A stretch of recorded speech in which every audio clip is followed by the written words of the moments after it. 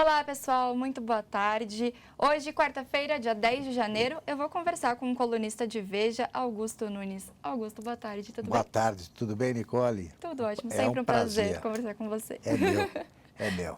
Augusto, eu acho que o tema que está dominando essa semana é a nomeação de Cristiane Brasil para o Ministério do Trabalho e toda a atrapalhada do governo em relação a isso. Olha, É uma Nicole, atrás da outra, né? o Temer, uma das qualidades, entre aspas, que é mais festejadas, que se atribuem a ele, é conhecer o Congresso. Eu não entendo como é que alguém que conhece o Congresso comete tantos erros na nomeação de parlamentares. E o Temer parece que ele virou especialista na produção de raios, eu não diria em céu azul, porque o céu é sempre meio escuro no governo Temer, mas num momento em que não tem turbulência nem tempestade, ele vai, nomeia alguém que domina o noticiário que podia estar sendo ocupado por boas notícias na área econômica, que ele tem conseguido, Sim. ou a mera ausência da Dilma tem produzido. A economia vai bem, a equipe que ele montou, a equipe econômica é boa. Agora, no resto do Ministério, é um desastre atrás do outro. Isso é especialmente ruim porque o PT, que confunde tudo, o PT gosta de reescrever a história à moda dele, fica apresentando o Temer como um desastrado, que tem sido, e que ele não sabe nomear ministro. Olha, duas coisas que têm de ser lembradas antes de entrar no caso da ministra do Trabalho, que não será, né, provavelmente. Os ministros que caíram no governo Temer, exemplo, Eliseu Padilha, os que têm problemas, Eliseu ainda continua, Moreira Franco, Gedel, foi dirigente da Caixa Econômica, vice-presidente da Caixa Econômica no governo Dilma. O Moreira Franco, que tem problemas, foi ministro. Eliseu foi ministro. O próprio Temer foi coordenador político. A Dilma, nos 6 primeiros meses do segundo governo, ela perdeu nos primeiros 7 meses, perdeu 6 ministros. Pelos mesmos motivos que têm afastado os ministros do Temer, problemas no prontuário.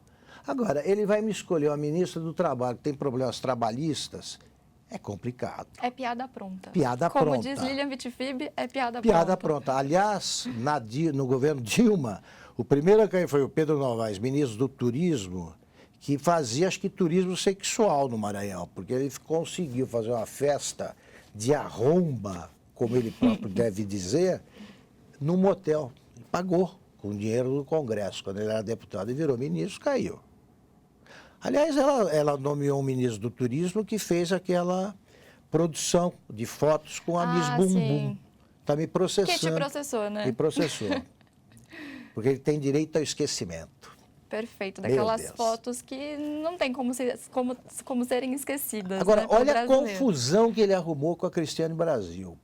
Primeiro, ele já teve um problema com... Exatamente, com Pedro Fernandes, né? O Ronaldo Nogueira deixou o cargo, e então o PTB tinha indicado o Pedro Fernandes, mas ao que parece, pelo que foi veiculado, o ex-presidente Sarney vetou o nome dele. E parece que tem problemas também, nós estávamos conversando com o Flávio Dino. Exato, porque o argumento é que o Sarney, como é do Maranhão, tem rixa com o Flávio Dino, atual governador. Isso. Mas pelo que a Eliane Cantanhede, do jornal Estado de São Paulo, publicou, não é bem assim, né? Parece que o Temer também quis vetar esse nome do Pedro Fernandes por causa dessa ligação com o Flávio Dino, porque, segundo ela, o Flávio Dino ainda mantém um retrato da Dilma em seu gabinete, Perfeito. e não do Temer. Então, certamente, os dois interesses os interesses do Temer coincidiram com o do Sarney, ele atendeu ao amigo e atendeu ao próprio desejo. Exato. Aí ele pega e convida a Cristiane Brasil.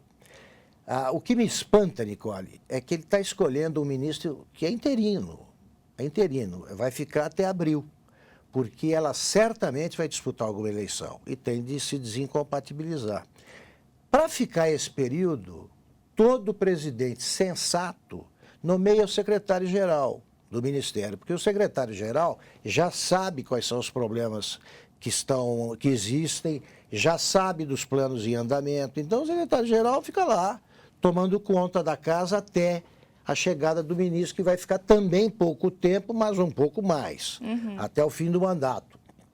Pois para ficar tão pouco tempo, ele está arrumando confusão com o Judiciário, com o próprio PTB, porque o Roberto Jefferson, que é o pai da ministra indicada, não deve estar feliz. Ele disse que seria o resgate do clã. Era isso também que eu queria te perguntar, qual a sua opinião sobre essa frase dele. Olha, eu ia dizer, ainda bem que não disse, num comentário, falei, olha, não pode confundir o pai com a filha. Porque, primeiro, o pai cumpriu pena, foi condenado e cumpriu pena. Segundo, se existisse, na época do mensalão, se usasse com mais frequência a delação premiada, eles certamente fariam acordo e não ficaria na cadeia. Porque, graças a ele, é que se soube do mensalão. Roberto Jefferson, ele contou que ele tinha pego dinheiro e falou dos outros. Inclusive do Zé Dirceu, que ele foi responsável pela derrubada do Zé Dirceu e fez aquele discurso famoso que terminava com sai daí, Zé! Sai daí, Zé! E o Zé Dirceu teve de sair. Então eu ia dizer, olha, a filha não tem nada com o pai. De fato eu mantenho isso, só que ela tem a própria folha corrida. E não podia ter problema, sabe? O brasileiro, ele não aguenta mais. E assim como Roberto Jefferson, ela também foi citada na delação da JBS. Também. Né? Então já tinha também um outro problema anterior. Também, aí começaram a aparecer os problemas. E não adianta, você hoje não escapa desse tipo de apuração, de investigação, que é necessária. Com certeza. É necessária, tem que fazer isso. E é Vão simples, atrás. Né? Porque os processos hoje em dia são todos eletrônicos, você consegue consultar e o próprio presidente não conseguiu antes. Nicole, está no Google até. Se Exato. você dá lá, Cristiane Brasil, vem a capivara, ela aparece imediatamente. Prontuário. O prontuário aparece, está lá. Não tem jeito. O Sarney, vamos pegar um caso emblemático que é o Gedel. O Gedel era bola cantada. Quando ele foi ministro do Lula, como dissemos, foi diretor, vice-presidente da Caixa Econômica com a Dilma e volta a ser ministro com o Temer. Eles eram amicíssimos. Qualquer político que tem um amigo desses, chega, você é esperto, o cara assume a presidência, chama um amigo e fala, olha, você não pode me criar problemas. Diz aí quem é que você quer nomear, a gente nomeia e tal. Mas você não pode ser ministro. Certamente o Gedel quis ser.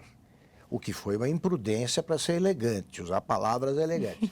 Porque ele foi maluco, de verdade. Porque se expôs, o cara que tem 53 milhões num apartamento precisa ser ministro.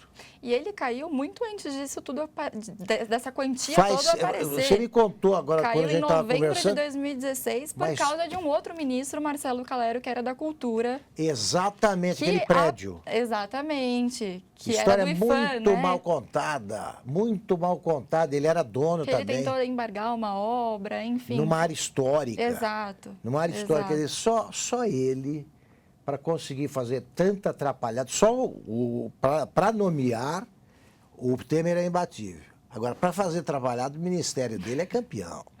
É campeão. São todos. Fora a turma da economia, é impressionante. Todos criam problemas ou são incompetentes. E tem uma equipe que só atrapalha. E agora me vem essa, eles querem negociar mais uma negociação com os deputados, feita pelo presidente que tanto entende do Congresso, e mais barganhas para aprovar a reforma da Previdência. Pois eu estou achando, Nicole, que daqui a pouco o que está se dando para os deputados e senadores é suficiente para fechar o rombo da Previdência, porque estão gastando tanto. Deixa assim. Deixa assim. Tinha um ministro, você é muito garota, não conheceu, o Simonsen. O ministro Mário Henrique Simonsen, ele era um bom economista e muito bem-humorado. Então, ele falou, olha, no governo, ele foi ministro da Fazenda do governo Geisel também. Geisel e acho que num momento, por algum tempo, do Médici.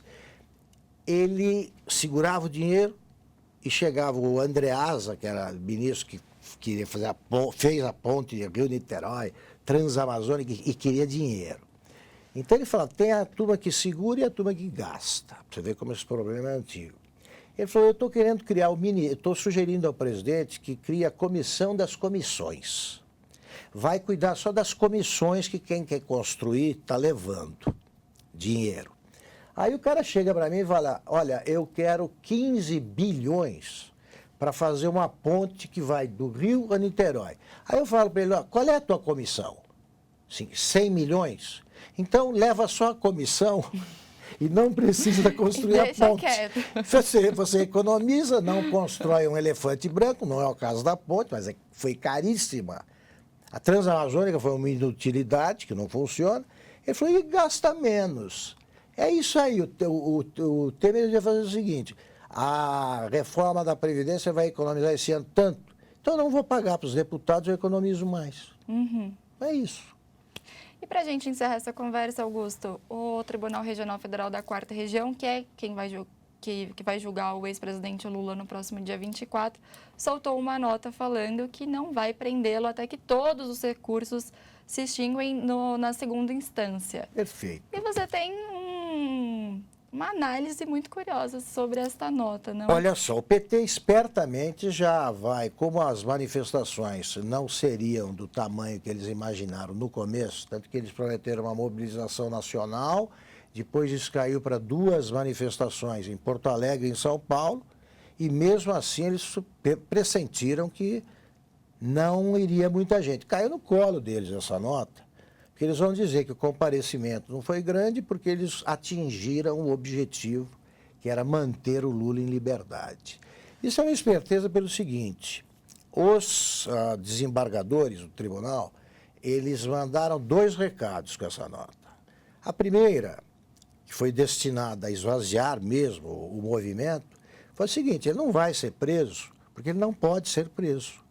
A lei, como sabem os advogados do Lula, e pelo menos alguns manifestantes, a lei proíbe que você prenda alguém condenado em segunda instância antes que se esgotem os recursos na segunda instância.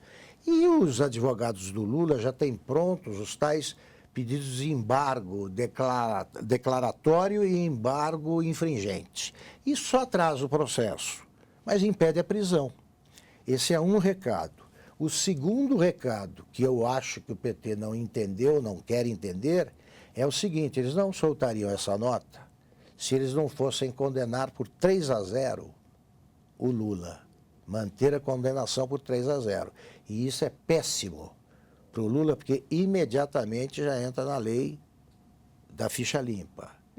E o tribunal, ainda que esses embargos que serão julgados por mais desembargadores, né? São 2 turmas. Você parece que o recurso, se for julgado, isso. Aí juntam 2 turmas desse tribunal e para fazer outro julgamento. Não vão interferir na condenação. É questão de tempo. O que pode colocar em risco o começo do cumprimento da pena, como foi estabelecido pelo Supremo, é o próprio Supremo revogar inexplicavelmente ou explicavelmente, tem interesses aí em jogo, a decisão que tomou muito inteligente, muito sensata há pouco tempo, pouco mais de um ano, que é o seguinte, condenado em segunda instância já pode ser obrigado pelo juiz a começar a cumprir a pena. Tem que ser assim. Tem que esperar 10 anos até passar por 4 instâncias. Eu acho ritmo que é, né, aqui no Brasil, nessas 4 instâncias. É com o que sonha no momento o Gilmar Mendes e a sua bancada de ministros da defesa do réu, né?